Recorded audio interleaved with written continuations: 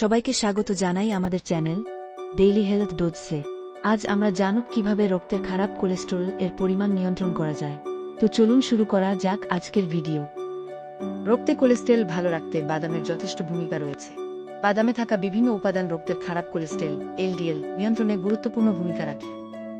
কাঠবাদাম, পেস্তা, আখরোট এসবের মধ্যে পলিআনস্যাচুরেটেড ফ্যাট, সহজপাচ্য ফাইবার এবং প্লান্ট বেসড স্টেরল পাওয়া যায়, যা রক্তে এলডিএল নিয়ন্ত্রণে গুরুত্বপূর্ণ ভূমিকা রাখে। সালাদ, স্মুদি, অমলেট কিংবা স্বাস্থ্যকর যে কোনো খাবারেই পালং শাক দেওয়া যেতে পারে। তাহলে রক্তে খারাপ কোলেস্টেরল নিয়ন্ত্রণে রাখা অনেকটাই সহজ হবে।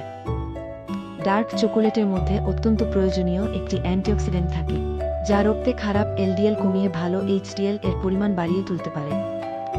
অতিরিক্ত তেল মশলা দেয়া খাবার রক্তে খারাপ কোলেস্টেরল এর পরিমাণ বাড়িয়ে তুলতে পারে, তাই অতিরিক্ত তেল মশলা দেয়া খাবার গ্রহণ থেকে যতটা সম্ভব বিরত থাকা উচিত।